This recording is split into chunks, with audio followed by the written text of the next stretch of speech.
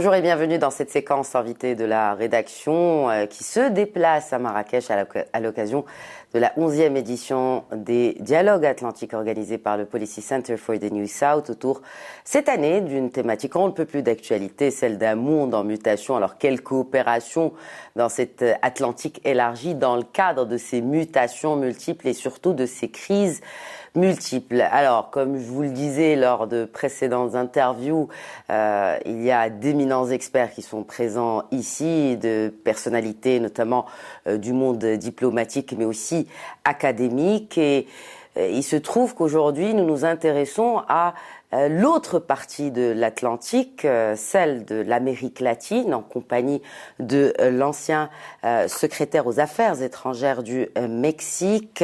Bonjour Jorge Castañeda et merci d'être avec nous. Vous êtes également professeur émérite des sciences politiques et études latino-américaines à l'Université de New York. Alors bienvenue parmi nous.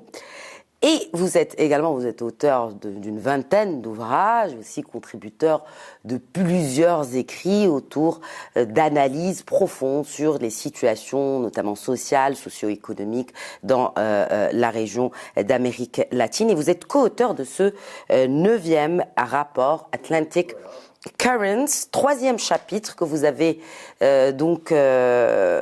intitulé Les mouvements sociaux, ou en tout cas ces mouvements sociaux et leurs résultats institutionnels, avec deux case study comme on dit, ceux du Chili et de la Colombie. D'abord, pourquoi ces deux pays et surtout, si on peut rapprocher nos téléspectateurs, nous voulons profiter, n'est-ce pas, de vos connaissances pour savoir quelles sont les similarités et aussi les différences entre ces mouvements sociaux qui ont éclaté dans ces deux pays, qui ont bien sûr résulté par les changements profonds dans ces deux pays d'Amérique latine. C'est une réflexion sur le rapport entre des explosions sociales ou des mouvements sociaux qui tout à coup emmènent un grand changement dans une société. C'est un petit peu ce qu'on a vu il y a une dizaine d'années, un peu plus maintenant, dans le printemps arabe. Mais dans ces deux cas-là, et en particulier le cas du Chili, le mouvement de 2019, cela a débouché sur un processus de rédaction d'une nouvelle constitution. D'abord d'une élection présidentielle, ensuite d'une nouvelle constitution, ensuite d'un référendum pour approuver, ce qui n'a pas eu lieu, cette constitution. Et ce que j'essaie d'expliquer là, et c'est un peu le cas de la Colombie, sans constitution pour l'instant. Ça remonte aux années 90. Ça remonte, ils ont fait ça il y a une trentaine d'années, mais peut-être par exemple là avec le Pérou, ils veulent faire un peu la même chose qu'au Chili. C'est-à-dire, s'il n'y a pas un mouvement social très puissant dans des pays à forte inégalité, que ce soit avec des régimes démocratiques ou pas, c'est très difficile de convaincre les élites d'un pays de payer les impôts pour qu'il y ait un état de bien-être, un état assistentiel, une réduction des inégalités. Mais du moment où vous avez cette explosion sociale, ce mouvement social très puissant dans la rue, eh bien, le problème, c'est que ce mouvement ensuite demande des choses qui ne sont pas forcément les choses que tout le reste de la société veut vouloir. Au Chili, par exemple, la plus grande des manifestations, au mois de novembre 2019, il y a eu plus d'1,5 million de personnes à Santiago. C'est 10%, presque 8% de la population du pays entier. C'est énorme. Mais alors là-dedans, il y a tout. C'est cela, j'allais vous poser la question. Qui sont ces manifestants? Est-ce que c'est la gauche? C'est la gauche radicale? Est-ce que c'est des mouvements pour les droits de la femme? Qui sont ces manifestants? C'est un peu tout ça. Est-ce que c'est l'élite? C'est pas les élites, bien que dans beaucoup de cas, ce sont les fils et les filles des élites qui vont à l'université, qui ensuite sont endettés de toute leur vie et ne peuvent pas trouver un emploi comme il faut, correspondant. Ce sont les femmes, ce sont les jeunes, ce sont les minorités des peuples originaires, dans le cas du Chili, qui tous ont des exigences, des demandes tout à fait légitimes. Mais quand vous faites la somme de tout cela, Et comme chacun de ces mouvements est de plus en plus un mouvement à une seule cause, c'est-à-dire les femmes veulent des demandes, des exigences de femmes. Elles ont tout à fait raison. Et les peuples originaires, la même chose. Ils ont raison. Et les étudiants, et tout le monde, chacun a raison. Mais c'est de plus en plus singulier. C'est-à-dire, les peuples originaux, ça ne les intéresse pas la question des femmes, pour donner un exemple. Et un peu vice-versa. Alors, et ensuite, les écologistes.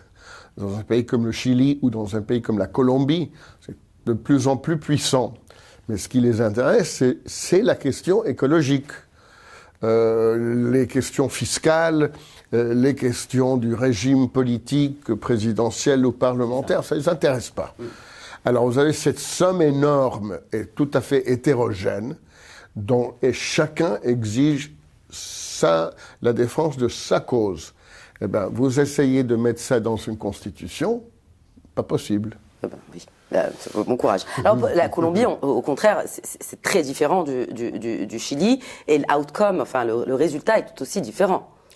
Pour l'instant, la Colombie, en effet, a élu un gouvernement de gauche, pour la première fois dans son histoire, un gouvernement qui veut corriger des injustices séculières vis-à-vis des afro-descendants, vis-à-vis des femmes, vis-à-vis des étudiants qui ont été réprimés sous le régime précédent, aussi des peuples originaires. Tout cela, c'est un gouvernement très écologique qui se veut anti-extractiviste. Dirigé par un ancien de la guérilla. Un ancien de la guérilla du M19, oui. Avec une idéologie un petit peu hétérogène, peu orthodoxe, hétérodoxe. Qui veut associer la légalisation des drogues à la défense de l'Amazonie. Bon, c'est pas tellement évident ce que ça a à voir une chose avec l'autre. Mais pour faire tout cela, il a besoin d'énormément d'argent. Alors il veut faire une réforme fiscale. Il a tout à fait raison d'essayer de le faire. Mais alors là, on revient à la question des élites, on revient à la question de comment on peut associer tous ces mouvements divers et des fois contradictoires. Par exemple, si vous voulez arrêter l'exportation de pétrole, qui est la première source de devises pour la Colombie, pour des raisons écologiques, vous avez tout à fait raison.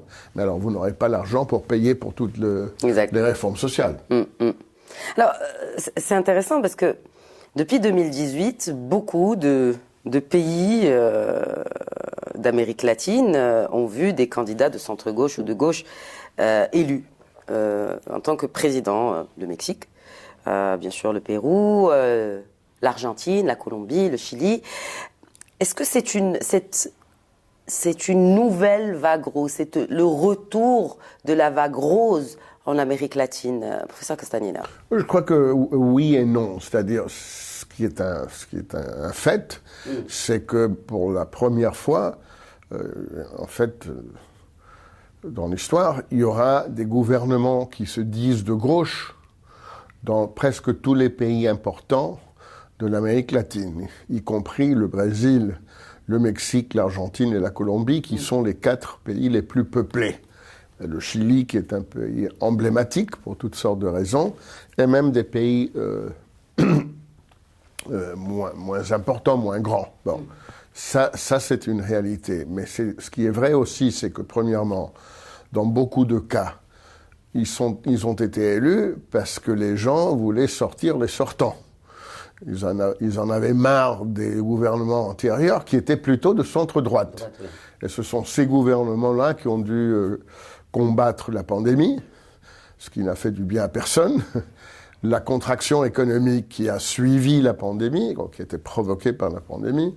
Alors il y a eu un rejet des gouvernements en place.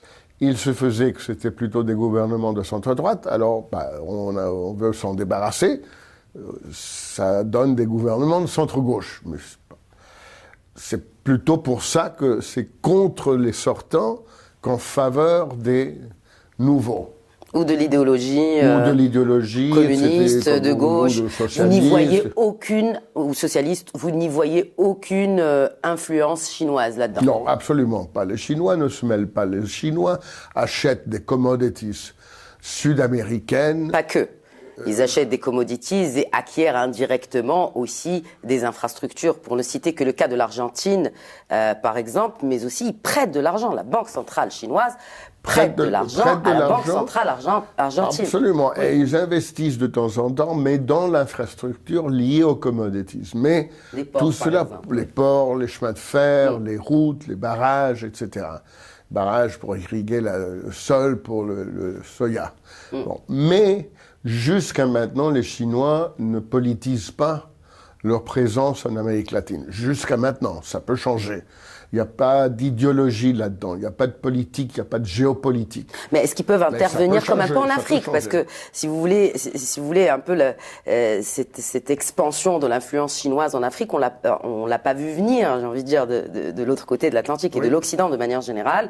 Et on se retrouve ici aujourd'hui dans plusieurs pays africains, je ne dirais pas qu'ils sont dirigés par la Chine, mais compte tenu de l'immensité de la dette chinoise ou de l'endettement envers les Chinois, même les dirigeants n'ont pas trop le choix. Donc indirectement, même, il y a cette influence politique de la Chine, bien qu'elle ne soit pas idéologique. Elle devient politique, c'est-à-dire avec le temps, avec la dimension de l'investissement, des crédits, du commerce extérieur. Il paraît qu'en Afrique, et peut-être aussi dans quelques autres pays, au Sri Lanka, etc., une présence chinoise de ce poids-là, de ces dimensions-là, acquiert une connotation politique, idéologique, géopolitique, qui pour l'instant n'est pas présente en Amérique latine. Ça ne veut pas dire que ça va pas arriver. Alors, les Chinois, une des raisons pour lesquelles les Chinois ne se mêlent pas trop en Amérique latine, c'est que jusqu'à maintenant, ils ont voulu respecter une certaine division du monde avec les Américains, avec les États-Unis. Et comme les États-Unis ont toujours considéré, depuis 2 siècles maintenant, que l'Amérique latine, c'est leur zone d'influence, disons, alors les Chinois, pour l'instant, acceptent cela. Est-ce que cette zone d'influence... on ne sait pas. On ne sait pas, bien sûr. Est-ce que cette zone d'influence ne risque pas d'être un peu entachée par la montée de la gauche? Parmi les gouvernements de gauche qui ont été élus depuis quelques années en Amérique latine, il y en a qui sont pas spécialement anti-américains, disons le Chili, le président Boric, c'est un pays qui a de très bons rapports avec les États-Unis, c'est une gauche qui a su virer sa coutille, si vous voulez, se mettre à jour, et donc n'est pas une gauche qu'on pourrait appeler anti-impérialiste. Le Brésil, c'est à peu près pareil. Alors au Mexique, ça devient plus compliqué. La Colombie, ça devient... Parce qu'il y a des éléments idéologiques, historiques, culturels, dans les 2 cas. Dans le cas de la Colombie, pour l'histoire de la drogue, qui est une question très importante en Colombie, et dans le cas du Mexique, parce que on a un président qui se veut historien, qui se veut le porteur des grands malheurs mexicains créés par les États-Unis, d'après lui. Alors là, ça devient un peu plus compliqué. Plus vous avez la question de l'immigration mexicaine, c'est un petit peu comme au Maroc avec l'Espagne. Avec des chiffres un peu différents, parce que là, on est à autour de 750 000 arrestations de Mexicains. Rien que pour l'année en cours. Oui. Là, et de chiffres, c'est quand même 2,5 millions important. de Mexicains, de Cubains, de Vénézuéliens, de Centra-Américains. Donc ce sont des chiffres énormes. Cela dit aussi, les États-Unis, c'est un pays beaucoup plus grand que l'Espagne. Oui, certainement. Après, effectivement... Il y a l'immigration, il y a la drogue, il y a le commerce. Le Mexique et les États-Unis, nous avons des thèmes sur l'ordre du jour qui sont beaucoup plus complexes, par exemple, que le Chili. Pour le Chili, c'est pas compliqué de ne pas être un anti-américain, c'est facile.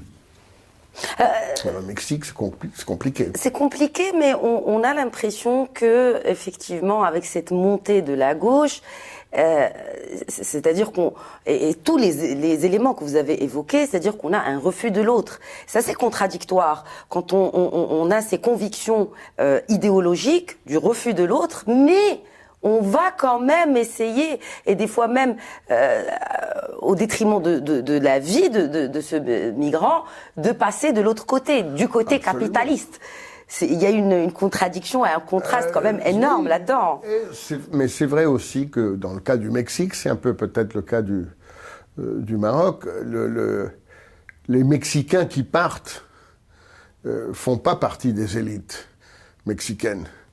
Et les Mexicains qui veulent, disons, qui des fois veulent une certaine contradiction avec les États-Unis, ce sont plutôt les élites politiques, intellectuelles, académiques du Mexique.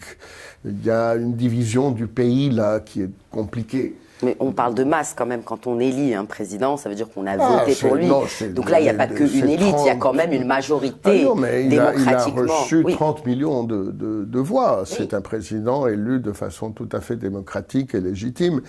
Et c'est vrai qu'il y a beaucoup de Mexicains qui vivent cette contradiction que vous disiez. C'est-à-dire, d'une part, on n'aime pas les États-Unis parce qu'ils nous ont fait tellement nous ont causé tellement de malheurs au long de notre histoire, et d'autre part, c'est là où tout le monde veut partir. Ironie. Ironie, comme dans d'autres parties du monde. Alors, parlons à présent du Pérou. Le Pérou et Pedro Castillo. La chute de Pedro Castillo.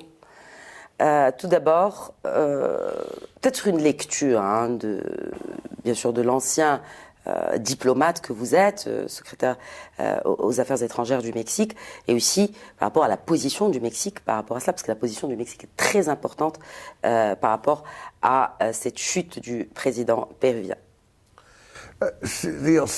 Il a été élu, et il a été perçu comme un des participants de cette vague ou de cette marée rose, comme étant un homme de gauche.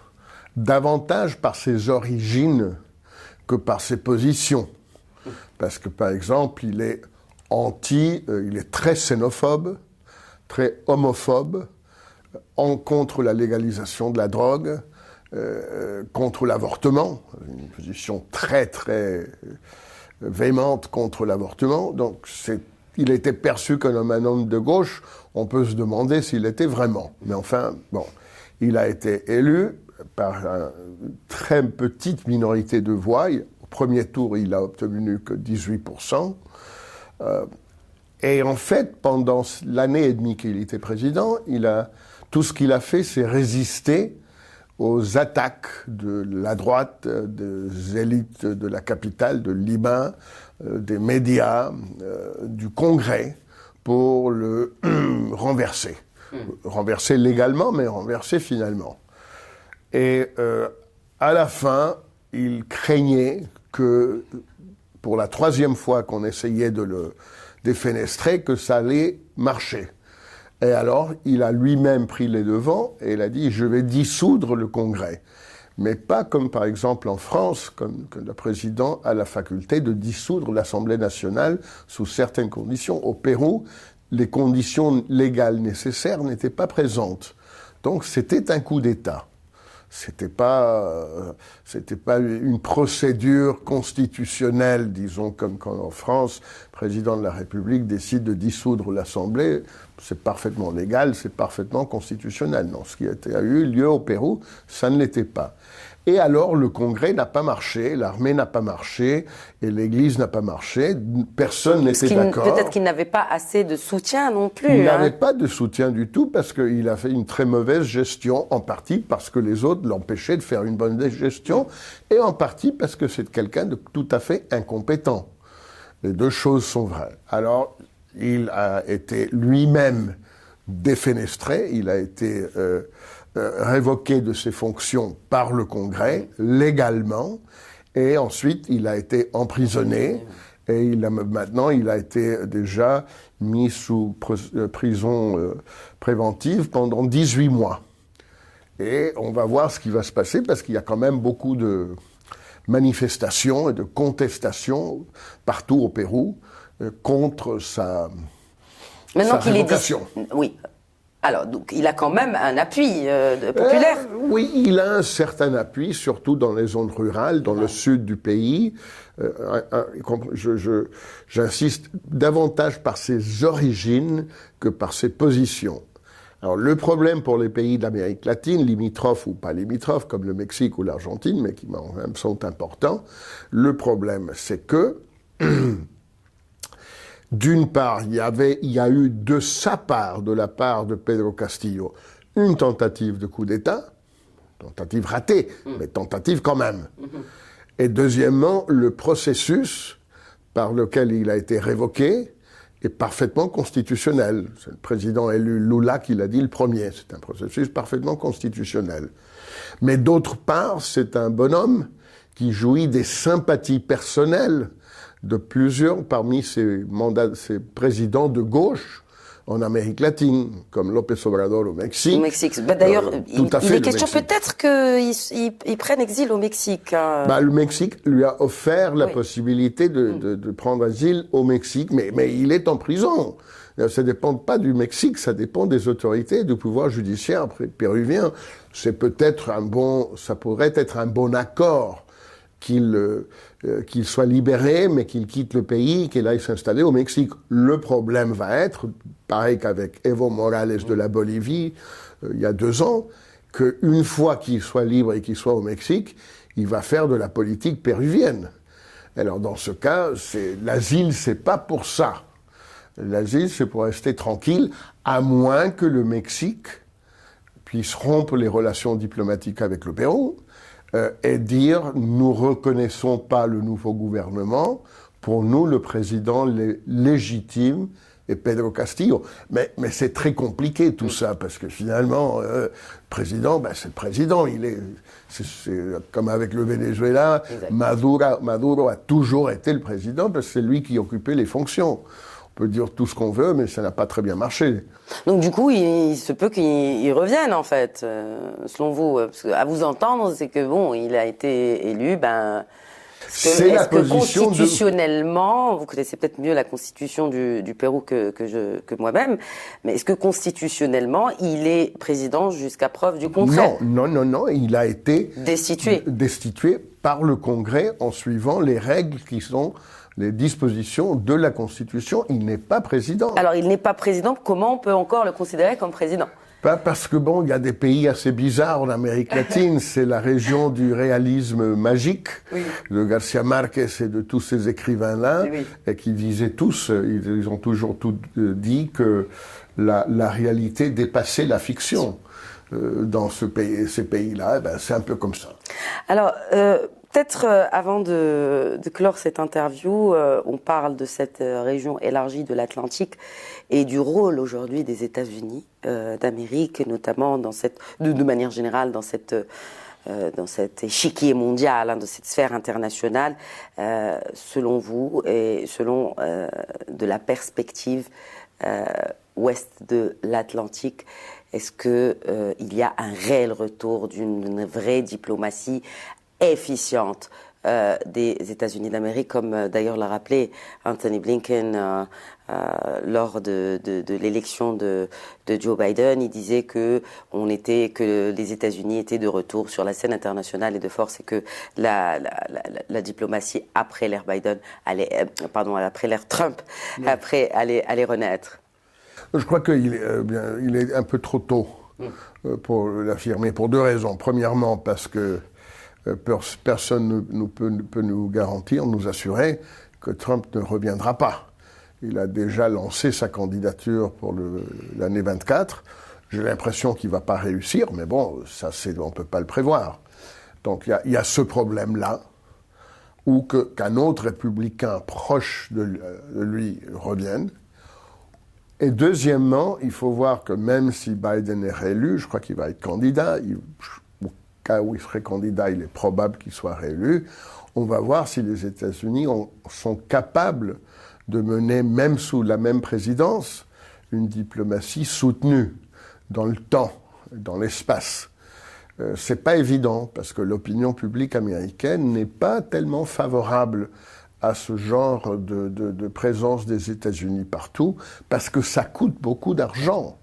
Si vous voyez, par exemple, avec l'Ukraine, c'est un grand succès pour les Américains, pour les États-Unis, pour Biden, au sens où il a pu rétablir l'unité de l'OTAN, et même au-delà de l'OTAN. Il a pu envoyer énormément de ressources militaires, financières, de toutes sortes, en Ukraine pour défendre l'Ukraine contre l'invasion russe. Il a fait ça jusqu'à maintenant avec un soutien considérable de la population nord-américaine, de l'opinion publique américaine, mais ça commence à s'affaiblir tout ça. Alors, si vous voulez, par exemple, l'Afrique, il vient d'avoir un sommet africain à Washington avec Biden. Et West Africa Leaders Summit. C'était important, c'était intéressant, etc. Mais est-ce que la société américaine est disposée à mettre de l'argent là-dedans? C'est-à-dire pour tout ce qui est vaccination, sécurité alimentaire, combat du changement climatique avec tous les effets, les conséquences si graves pour l'Afrique du changement climatique. Ben oui, mais est-ce que les Américains sont prêts à mettre de l'argent là-dedans ou ce ne sont que des promesses? Et c'est là où le changement de paradigme s'impose par lui-même. Changement de paradigme de pays d'aide au développement à pays au développement et pays où il fait bon d'investir. D'ailleurs, le Maroc en est le meilleur exemple. Absolument. Merci beaucoup, Jorge Castañeda. Merci d'avoir répondu à nos questions. Je rappelle que vous êtes ancien secrétaire aux relations extérieures du Mexique. C'était un plaisir d'échanger avec vous. Merci. Voilà, c'était cet entretien spécial en marge de la 11e édition des Atlantic Dialogues. Excellente suite des programmes sur notre antenne.